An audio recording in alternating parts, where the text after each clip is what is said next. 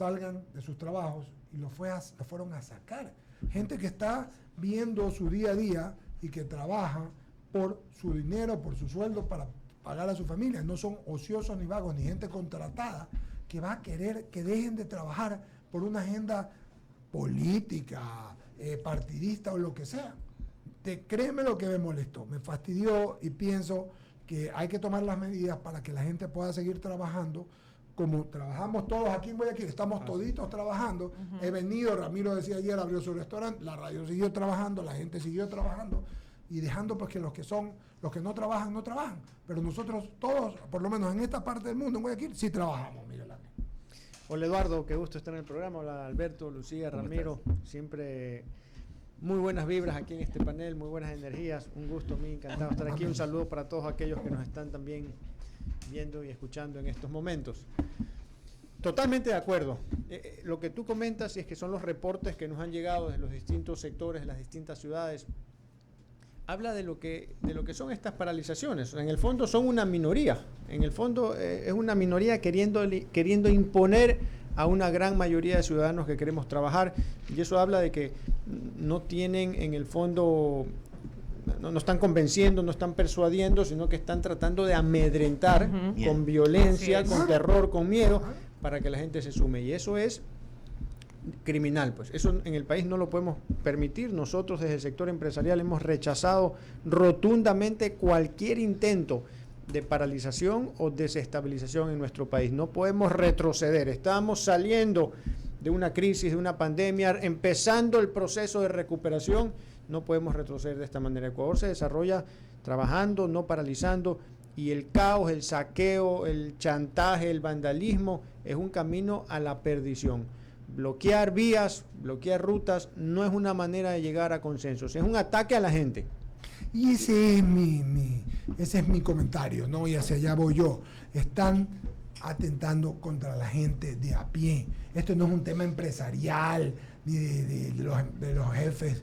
Se trata de que sacaron corriendo a la gente que estaba trabajando, a la gente, a los obreros, a los trabajadores, a los técnicos, sencilla y llanamente porque no quieren trabajar, sino quieren es vivir de un billete que les cae ese día y que el Estado los mantenga. En ninguna parte del mundo, señores, y perdónenme que les diga, a la gente la mantiene el Estado.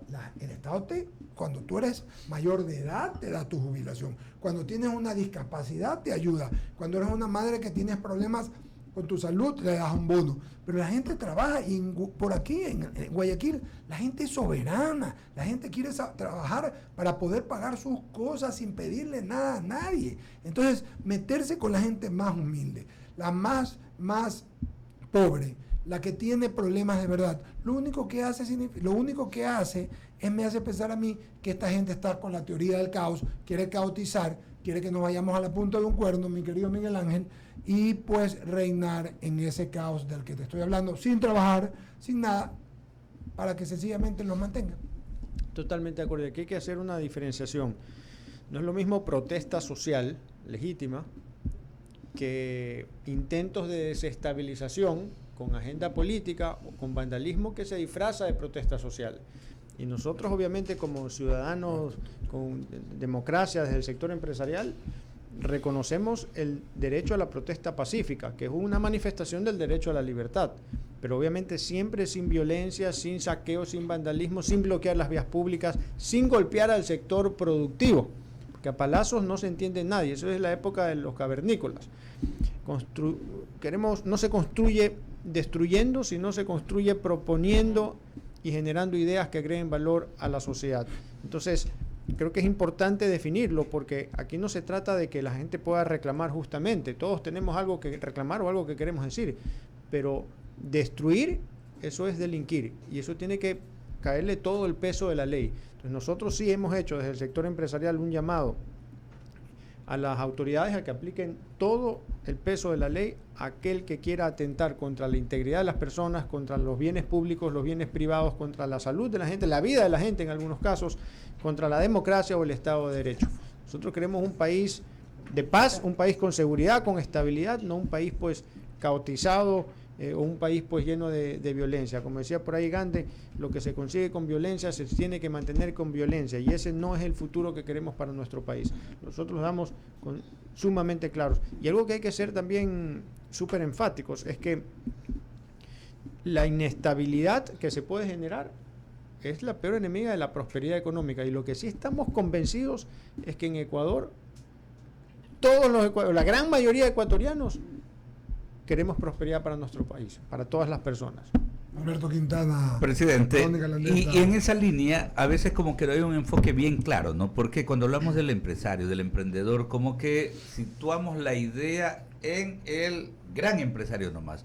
Mucha gente me reportaba, por ejemplo aquí en Guayaquil, el sector de la Juan Montalvo, que es muy populoso. Ayer en la tarde, en la noche, incluso a primera hora, camino acá a los estudios, gente que me mensajeaba de allá, me decía, oye, tuvimos que cerrar nuestra tiendita, nos vimos afectados.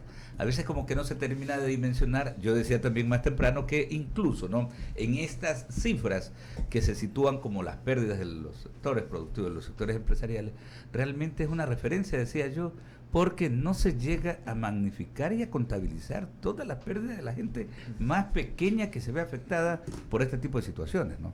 Sí, totalmente de acuerdo. Lo que pasó ayer fue un tema, digamos, un rumor encendió una mecha y generó un increíble fuego, la psicología del ¿no? rumor, la psicología del rumor que la hemos tratado en comunicación y 1000 veces aquí en el programa. Que ojo, que a nivel financiero está prohibido por la ley, ¿no? Cuando corre un rumor, el pánico financiero. El pánico financiero, ¿no? Y eso es lo que se ha generado ayer. Es comprensible, obviamente, no justificable, pero es comprensible porque cuando uno tiene un trauma, ya pues uno reacciona de esa manera. Si ya se vivió algo en el pasado, en octubre, además le sumamos todo el tema miedo y el terror de la delincuencial, pues uno prefiere evitar, pues entonces claro, es comprensible, pero eso nos hace daño. Entonces las autoridades del Guaya sí fueron claras en decir de que fueron rumores y de que la policía está contendiendo y está controlando bien el problema. Tenemos que salir a trabajar y tenemos que vencer el temor y el terror, porque de lo contrario pues las pérdidas son grandes. Miren, para tener una idea, se estiman que las pérdidas en estos 2 días de paralizaciones llegan como a los $20 millones. El sector exportador hablaba de más o menos $3.5 millones que se perdieron en exportaciones por día. Los florícolas hablaban de $2.3 millones que se pierden por día. Lo que aquí hay que entender es que, bueno, y si comparamos con octubre del 2019, a lo cual no queremos obviamente ni de broma llegar, se perdieron $50 millones por día. En total se hablaba de $800 millones, hablaba el Banco Central. Claro. Eso es terrible, pues obviamente. Claro, y lo que hay que atar aquí o conectar es que cuando hablamos de pérdidas de ventas, hablamos de pérdidas de empleo. Y lo que hay que tomar en consideración es que sabemos que 7 de cada 10 ecuatorianos vive con empleo inadecuado. Y de esos 7 de cada 10 ecuatorianos, probablemente la mitad vive del día a día. Pues. Claro. Entonces, un día que se paraliza es un día que no lleva el pan de cada día, un día que deja de comer. El comercio. Dejas de comer. Claro. Y solamente algo adicional de mi parte, presidente. Yo no sé si ustedes, por ejemplo, ayer veían, ¿no?, esta conexión, el sector empresarial en Quito, ¿no?, que congrega pues a esa parte del país, y ustedes acá en Guayaquil, ¿no? Yo no sé si han cruzado la idea de también poner, yo diría, utilizaría el término hasta en su sitio, a cierta clase dirigente política que en determinado momento, ustedes como empresarios, también tienen ese cruce de ideas, hay hasta apoyo de parte del sector empresarial, y digo yo porque también gran cúmulo de responsabilidad tiene la clase dirigente política de este país por lo que está pasando. Yo no sé si ustedes también en determinado momento ya han hablado sobre ese tema y van a hacer algo al respecto. Bueno, miren que esto, una de las causas, diría yo, es las amnistías que se dieron en la Asamblea. Es una consecuencia clarísima de que cuando hay digamos, la impunidad es un cáncer para la sociedad.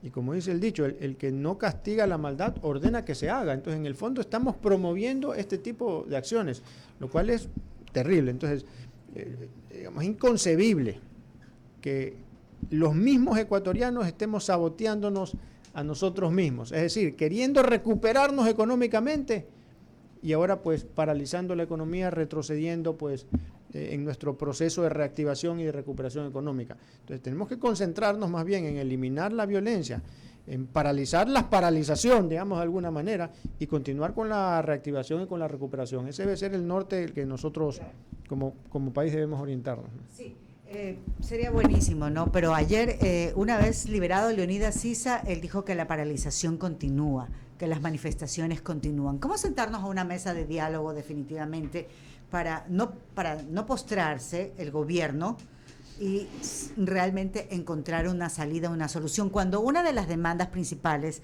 que tiene la CONAIE es el tema de la regulación, digámoslo así, del precio del diésel, que hoy está en $2 algo, y lo quieren pues ellos fijar en $1.51, más o menos esa sería la propuesta. ¿Cómo llegar a ese diálogo, a ese consenso cuando hay medidas totalmente, diríamos así, muy drásticas, cuando se trata del manejo del precio del combustible, que no solamente es que lo voy a fijar en tal precio y así va a ser, sino que implica muchas connotaciones? Sí, esa es la pregunta del millón, ¿no? Porque al final lo que pudiese solucionar este tema es que se sienten a dialogar y que lleguen a un consenso. Porque al final no solamente es el diálogo, es dialogar con la actitud adecuada, dispuesta a llegar a un consenso. Y con fundamentos. Con fundamentos y con sustento técnico. Cuando no hay eso y hay interés de chantajear o agendas políticas escondidas, es más complicado. Y por eso, si se llega a la violencia, hay que aplicar todo el peso de la ley. Sin embargo, hay que buscar mecanismos para poder llegar a un consenso. El país necesita dialogar y consensuar, no paralizar o desestabilizar. Eso lo tenemos claro, y hay que en estos días ir buscando la manera. Nosotros también veremos de qué manera se puede aquí contribuir al diálogo y resolver el conflicto de una manera civilizada, no de una manera cavernícola como se está viendo en estos momentos. Saludamos también Ramiro Alberto Acosta, que igual que al presidente del Comité Empresarial, hoy más que invitados, los queremos hacer de panelistas invitados para opinar todos de lo que está pasando. Ramiro Cepeda, luego Lucía Jaramillo, por favor, con Alberto Acosta. Saludarlo, Alberto, ¿cómo va? Nos vimos la semana pasada, gusto de verte ahorita en plataforma. Muy buenos días, un gusto estar con ustedes, un gusto, Ramiro, y listo aquí para conversar con ustedes. A ver, hemos estado conversando de lo que está pasando, y cuando los hechos políticos son producto de acciones económicas, tienen un resultado político y no necesariamente el resultado económico, y yo ya sé cuál es su línea de pensamiento, pero llega un momento en que la estructura de lo que se está haciendo lesiona a las clases sociales, por lo menos en primera instancia, aunque a futuro sea lo que debe de hacerse. El gobernante tiene en la balanza: o subsisto en el poder o hago lo que debo de hacer económicamente. Y creo que el presidente Lasso está en ese dilema en estos momentos. ¿Tú qué opinas, Alberto? Yo creo que lamentablemente estamos frente a una sociedad que no logra solucionar sus conflictos por los canales democráticos, por los canales por donde se deberían solucionar estos temas, las discrepancias. Y es parte de una sociedad con una institucionalidad débil, en donde es tan frecuente que vemos que se repite una y otra vez que se quiere usar la fuerza para poder solucionar los conflictos. Eso es propio de una sociedad con instituciones débiles, donde no existe un Estado de Derecho fuerte, donde no está garantizado el imperio de la ley. Y entonces vemos cómo ahora unos manifestantes quieren repetir el uso de la fuerza para imponer su agenda. Aquí no está en juego, la discusión no es si los motivos de la protesta son correctos o no son correctos. Eso no es lo que está en juego.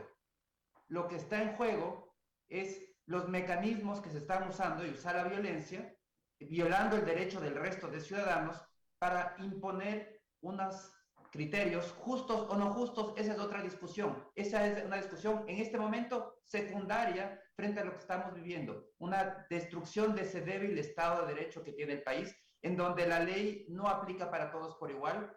Vemos cómo hay, incluso por parte de la ciudadanía, hay una complacencia frente a quienes violan la ley, quienes invaden florícolas, destruyen bienes públicos, destruyen bienes privados, queman patrulleros, vejan a los policías, y la población en el fondo dice: Qué bien, porque me cae mal Lazo, porque es un mal gobierno. Entonces, está bien, sigan adelante. Pero lo que no se dan cuenta, que están destruyendo esa institucionalidad que tiene el país y que en el fondo esta decisión no es entre gobiernistas o antigobernistas, no es entre izquierda o derecha, no es entre pobres ni ricos. Lo que está en juego es el Estado de Derecho o el caos de la ley del más fuerte.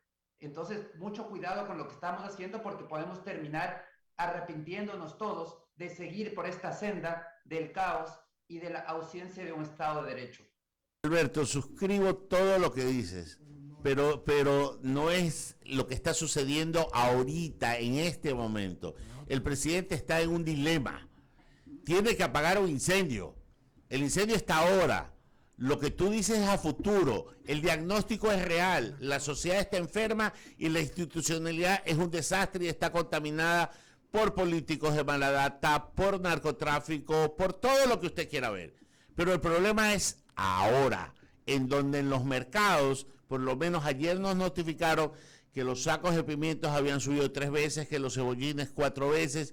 Tenemos negocios de comida y nos afecta. Eso es ahora y tenemos que solucionarla ahora, Alberto.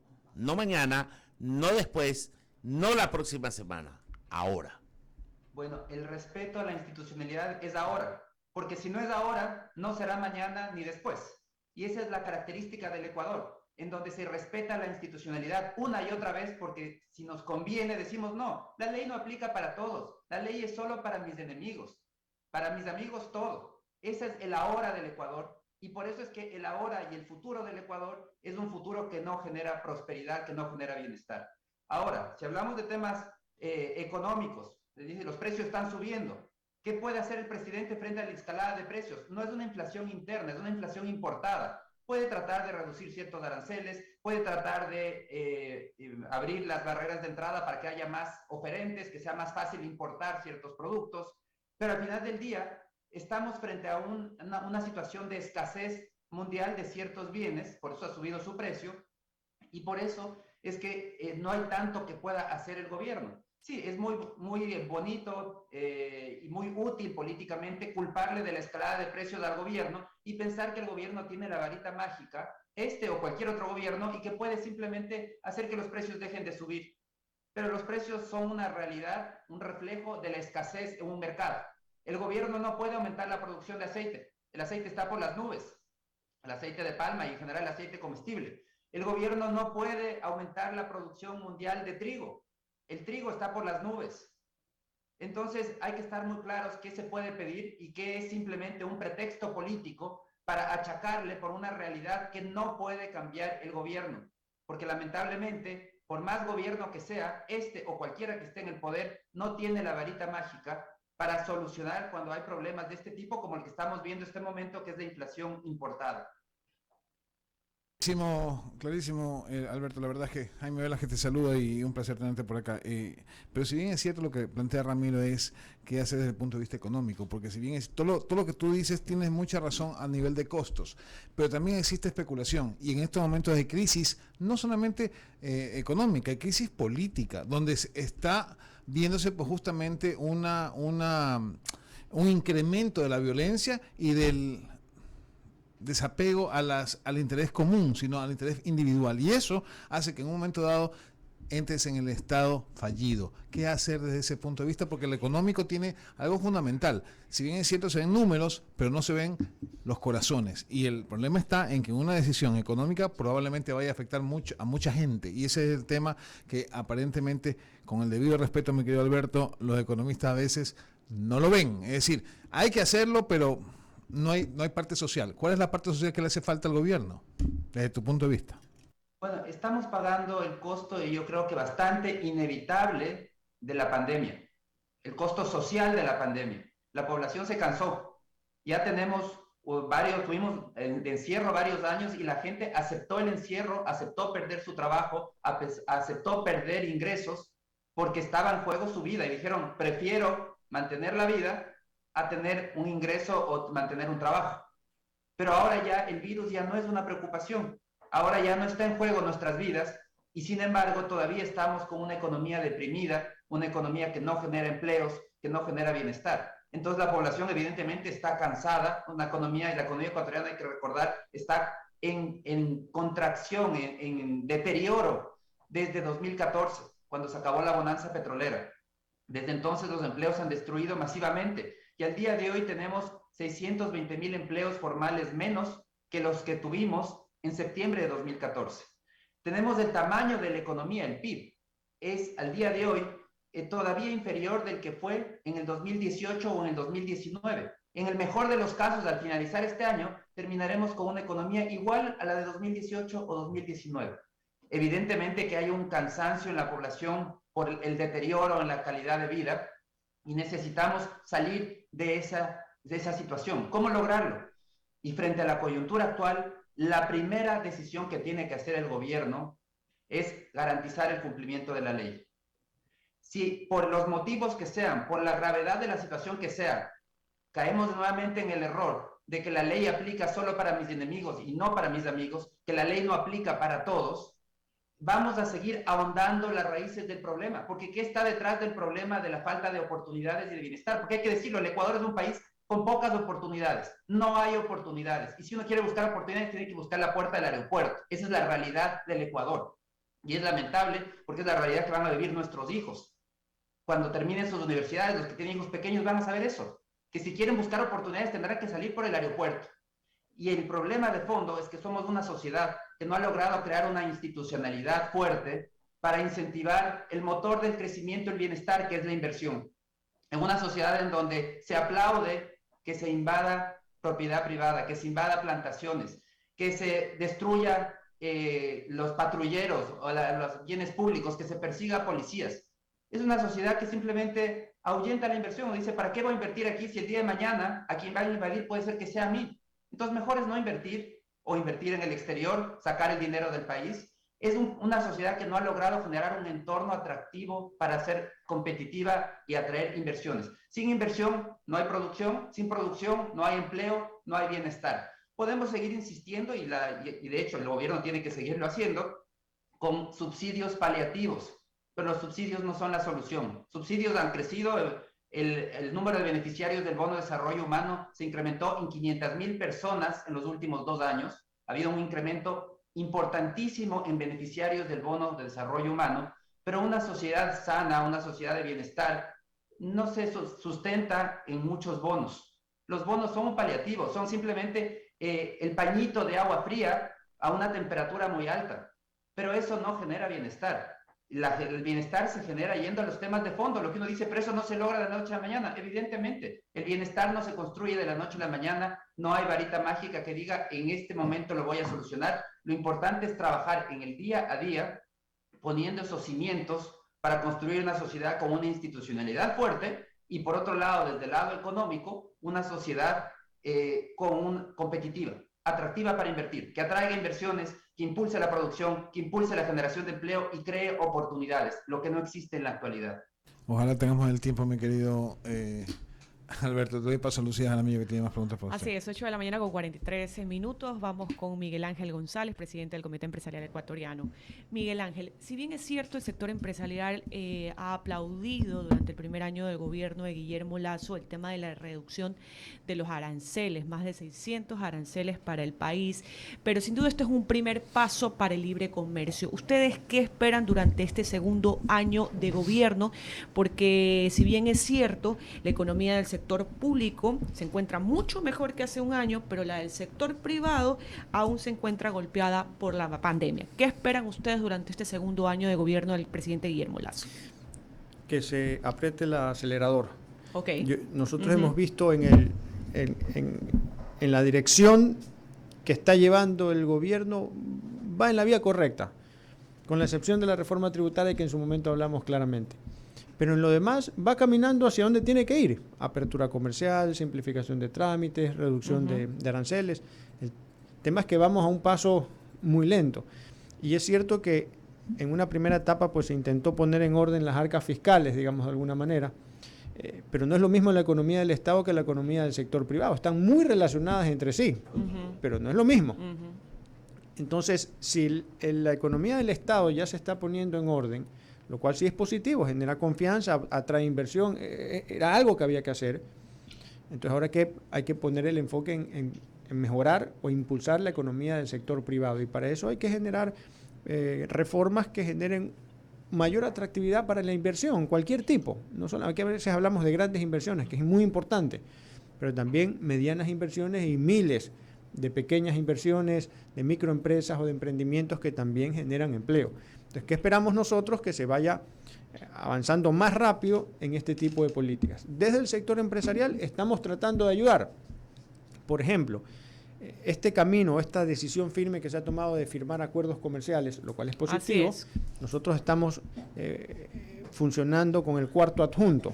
Lo manejamos nosotros desde el sector empresarial, que es este mecanismo del sector privado para ayudar al sector público, al gobierno, a que se firmen los acuerdos con mayor rapidez y en los mejores términos posibles para el sector productivo del Ecuador también. Entonces, eso es positivo. Ahorita miren lo que está pasando con el acuerdo comercial con México, que por ahí de una u otra forma se está entrampando, pero estamos tratando de buscar mecanismos de desentrampar. Exactamente. Hay que poder ayudar a que esto se dé. Hemos estado también ahora en la Cumbre de las Américas en Los Ángeles hablando pues con el sector productivo mexicano, el sector privado mexicano también, para ayudar a que esto se destrabe, porque al final en una negociación es un tira y jala, todos tienen que ceder algo, pero al final tiene que ser positivo para ambos países. Igual se está avanzando con China, con Corea también se inició, se va a empezar con Costa Rica. Es decir, es un proceso importante para que nuestro sector productivo pueda mejorar. Por ese lado vamos bien. Al inicio del mandato del presidente se emitió un decreto, el 68, que era elevar a política de Estado la simplificación de trámites en la facilitación del comercio. Eso es genial, pero del dicho al hecho hay mucho trecho y todavía no se ve la facilitación como la espera la ciudadanía y el sector productivo. Entonces estamos tratando ahí de empujar con las distintas instituciones para que eso se concrete, porque al final, mientras no se termine de concretar, todavía no termina de ser un ambiente atractivo a las inversiones o a los negocios, o amigables o favorables para las inversiones, y eso hace que todavía no se den pues las actividades productivas, porque algo que nosotros siempre hemos dicho es, para generar empleo, que es lo que la gente quiere, solamente hay dos maneras, no existen otras. O las empresas actuales crecen, y así contratan más gente, o se crean nuevas empresas, nuevos emprendimientos, nuevas actividades productivas. Y para eso hay que tener un entorno amigable a la actividad productiva, a los negocios, a la libre empresa, para generar también esa motivación en el sector productivo de querer arriesgar más. Recordemos que invertir es igual a arriesgar también, y mientras no se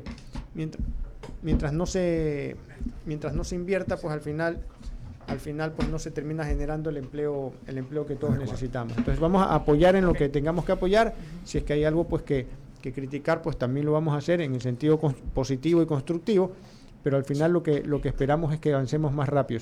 Este tipo de paralizaciones de las que estamos hablando son un freno, son un retroceso, es un harakiri al mismo país, y es inconcebible, para mí es inconcebible que estemos, más que inconcebible, es triste que todos estemos calculando y estimando las pérdidas diarias, cuando en el fondo eso es lo que queremos evitar. O sea, no deberíamos hablar de ni de 100 millones, ni de 50, ni de 20, ni de $1, porque $1 que se pierde es un dólar que no se recupera, y eso está totalmente conectado con el empleo. Es decir, se pierden ventas, se pierde empleo, y ahí está la triste realidad de nuestro país. Nosotros apoyamos a la democracia y vamos a apoyarla. El gobierno es una circunstancia, como lo decimos toda la vida, es la democracia.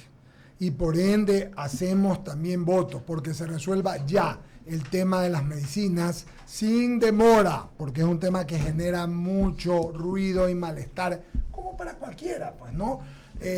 Y Alberto Quintana decía de mañana algo que es muy real. Esta plata que dicen, no, hay 9.000 millones guardados, lo decías con mucha realidad.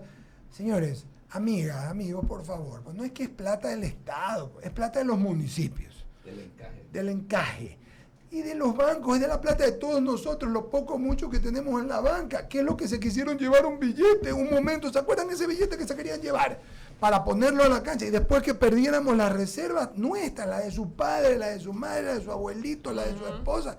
Entonces, pero mientras tanto, hay que ser eficientes en resolver los problemas del registro civil, de los hospitales del IES, de esa porquería que es el IES, de los hospitales de salud, sin estar diciendo mucho, sino en la cancha. arreglando los problemas de todos los días, dándoles créditos a la gente que pide. Hoy día lo escuchaba Nicolás Romero desesperado con Alberto de Mañana. Queremos más crédito, que nos den más crédito. No queremos no pagar. Extiéndannos. Anoche, Holbach Muñetón, en el programa de la tarde, en Diálogo de la Tarde, decía, por Dios, solo se ha subido el 40% después de la pandemia, no nos recuperamos, denos más créditos. Es decir, la agenda país camina. Y yo entiendo que el presidente hace lo que puede, pero hay gente y hay ministros que tiene a él que lo que son un óbice. Ramiro se ha quejado largamente del tema, pero hay otra gente, como los que están aquí, que están hoy día conversando, que tienen ideas concretas y claras, y hay que escucharlas, Ramiro, porque de eso se trata. Eduardo, tú lo has resumido, es una lectura equivocada de lo que está pasando. No hay que preocuparse solo de la foto del presupuesto para el Fondo Monetario Internacional, hay que preocuparse del rostro de la gente para resolverle sus problemas, Miguel Ángel, y yo creo que están por esa línea. Totalmente. O sea, un negocio que no vende no tiene cómo pagar la plantilla de sus trabajadores, cómo pagar los impuestos, pero resulta que el SRI no te perdona, que el IES no te perdona, ni en la pandemia te perdona. pero sí tienes que aguantarle si no te hacen la devolución del servicio de rentas internas. Hay que ser de lado y lado. Sí, Alberto, pues. Miguel Ángel.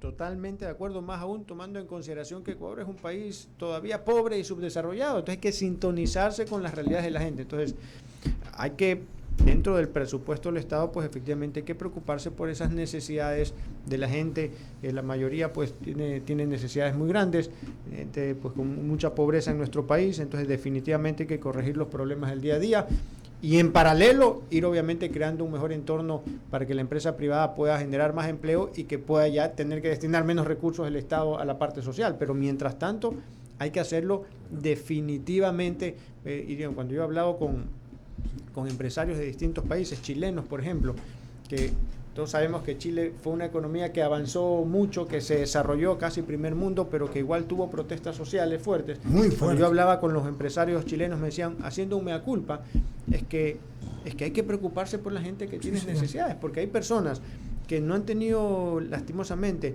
buena educación y a veces ni buena nutrición, digamos, que cuando se empiezan a generar oportunidades, pues son los últimos que pueden acceder a esas oportunidades. Entonces, como sociedad, a lo que nos va mejor, tenemos que buscar de alguna manera dar la mano, ayudar. El país necesita mucha solidaridad también, y desde el sector público pues también que se asigne presupuesto para estos problemas sociales, porque de lo contrario pues hay un estallido y al final pues digamos los recursos no se distribuyen equitativamente y eso después nos golpea a todos. La inequidad que vive toda la América Latina, no solo Ecuador, toda la América Latina es el meollo del problema de esta parte del continente. Y antes de darle paso para la parte final a Alberto Acosta, también quiero decir, un poco de gente me ha dicho estos días, oye, pero con fulanito teníamos un billetote y entraba billete, a mí no me importa.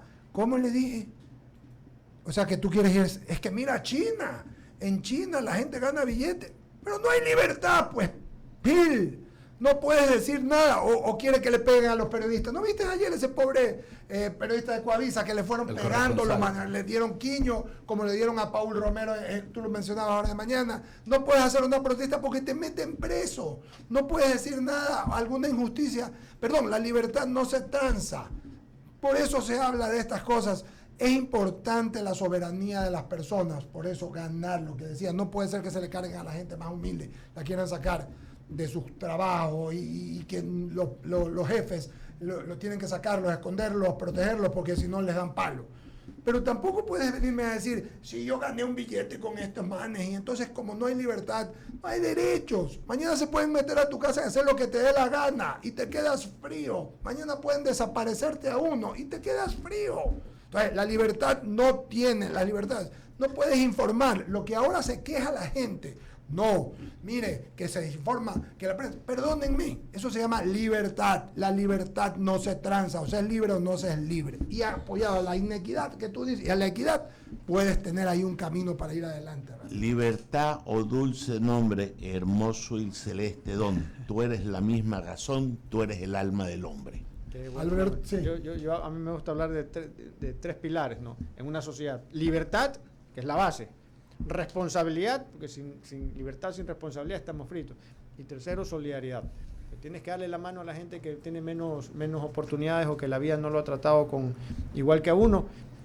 Y así salimos adelante. Si no eres responsable con trabajo, con esfuerzo y con dedicación, pues la libertad la estás usando mal. Y en el camino, si no das la mano con solidaridad, pues no avanzamos. Alberto Acosta, por favor, con su intervención final. Sí, yo creo que es muy fácil y conviene mucho para objetivos políticos culparle todo al Fondo Monetario, decir, culpa del Fondo Monetario, por eso no hay plata. Bueno, la realidad es la inversa. El Fondo Monetario lo que ha hecho es darle plata al gobierno para que pueda seguir gastando. Entonces el gasto público no se ha reducido. El gasto público continúa. El problema es que la prioridad, y eso yo creo que es un grave error en el gobierno actual, el problema es que el enfoque ha sido de los grandes agregados, ir solucionando el déficit. Cuando a nivel del gasto público lo que hay que trabajar, la prioridad no es cantidad, ese no es el problema es calidad. Entonces tenemos un gasto público que no se prioriza, el Estado gasta en todo, tenemos un Estado metido en todas las actividades productivas que se les pueda ocurrir, el Estado está metido ahí, con instituciones para controlar la vida de los emprendedores, todo eso implica muchísimos recursos, pero cuando llegamos a lo importante, a salud, educación y seguridad, vemos que el Estado nos da un servicio menos que mediocre, eso es lo que es inaceptable. Entonces el problema que estamos viviendo no es que falte recursos, lo que sucede es que sobran gastos, tenemos un Estado que sigue gastando en todo, y que cuando llega lo importante, salud, educación y seguridad, nos dicen, disculpe, se me acabó la plata. Entonces, el desafío para poner en orden y arreglar el Estado, necesitamos un Estado eficiente, al servicio del ciudadano. ¿Qué hay que hacer? Hay que trabajar primero en priorizar gastos, salud, educación, seguridad, y reducir o eliminar todo lo demás. Segundo, trabajar en calidad del gasto. No es un tema de cantidad, es un tema de calidad. ¿Cuántos recursos se destina, por ejemplo, a comprar medicamentos? Y los medicamentos que se compran son innecesarios, se pudren en las bodegas, y los que sí se necesitan no existen. Al final del día, ¿cuántos recursos se pierden en todos esos negocios truchos que hacen con venta de medicamentos para el Estado? No es un problema de falta de recursos, ahí hay falta de calidad. Y hay un tercer tema que hay que trabajar en el gasto público, que es la transparencia. Menos corrupción, rendición de cuentas. La ciudadanía tiene que poder saber cómo se gasta cada centavo que utilice el Estado, cada centavo. Con la tecnología, con las páginas web, con la tecnología digital, es posible saberlo. Así que no hay un problema tecnológico para poder conocer. Deberíamos los ciudadanos poder consultar y decir, quiero saber esta institución a cómo compró estos focos, y poder comparar y decir, pero si el foco en la esquina cuesta tanto, ¿por qué el Estado pagó 3 veces, 5 veces el valor? Hasta ese nivel de detalle deberíamos poder conocer para hacer para que haya una real rendición de cuentas y que los ciudadanos seamos quienes auditemos la calidad del gasto, porque el problema, repito, no es de falta de recursos, es de exceso de gastos innecesarios que no van, de baja calidad, que no llegan Alberto, a quien tiene que llegar, que es el ciudadano. Salud, clarísimo, y seguridad. Clarísimo en lo que dices. La tarjeta de crédito no tiene la culpa de quien la usa, ¿ya? No tiene la culpa. Yo no le estoy echando la culpa al Fondo Monetario Internacional, pero cuando eres gobierno, no solo tienes que administrar, tienes que gobernar y priorizar. Y llega un momento en la vida en que tienes que ponerle un alto a tu acreedor, porque tienes a tu hijo muriendo de hambre. Y eso es gobernar. Y por favor, ahí cuando la economía quiere centrarse muy por lejos del ser humano, es cuando vamos a encontrar el punto de quiebre. Y es lo que está sucediendo en las calles. Por supuesto que hay anarquía, que hay gente que quiere el vandalismo, que hay delincuencia. Sí, tienes razón, pero también hay inequidad. Y en eso la economía ha fallado, no solo la administración. Alberto, se quedó. Sí, yo creo que... Sí, Alberto, por favor, adelante. Si le podemos echar la culpa a algo al Fondo Monetario, es de seguir pasándole plata a un Estado que no quiere hacer esa reingeniería necesaria. Y ese es el problema del Fondo Monetario, que sigue pasando dinero y permite que continúe el status quo, que se siga manteniendo el mismo tipo de gasto, que no se hagan los cambios necesarios. Sin Fondo Monetario Internacional, el gobierno hubiese tenido que necesariamente, a la fuerza, priorizar los gastos, porque no hubiese tenido dinero para seguir gastando en el mismo ritmo. Entonces sí, yo creo que aquí le podemos echar la culpa al fondo de mantener a un Estado financiado para que siga gastando, cuando sin el fondo hubiese tenido que reducir su gasto significativamente, y ahí sí se hubiese visto obligado a gastar en lo importante. Al final del día, aquí lo que hay que recordar es que el gobierno, el desafío del gobierno es abandonar esa preocupación por los grandes agregados y tiene que ir a lo micro, al detalle, al servicio que da el ciudadano. ¿Qué servicio le está dando en salud, en educación, en seguridad? Tiene que darle un servicio adecuado. Necesitamos un Estado eficiente. Y la única manera de hacerlo es dejando de gastar en todo aquello que no agrega valor al ciudadano. Escuchándolo al economista Alberto Acosta Burneo, no me acordaba de Argentina, porque el problema del Fondo Monetario Internacional, y coincido plenamente, en Argentina se refleja lo que dice mi tocayo Alberto Acosta Burneo, ¿no? Definitivamente ese es el problema también, que hayan dado recursos, pero el gobierno no ha hecho pues ninguna verdadera revisión del manejo de esas finanzas, ¿no? Alberto, muchas gracias. Miguel Ángel, muchas gracias. Gracias a los dos por su amabilidad. Miguel Ángel González, presidente del Comité Empresarial y de la Cámara de Comercio de Guayaquil, y Alberto Acosta, querido amigo, que siempre está con nosotros. Paguemos corte, regresamos, ya viene Fernando.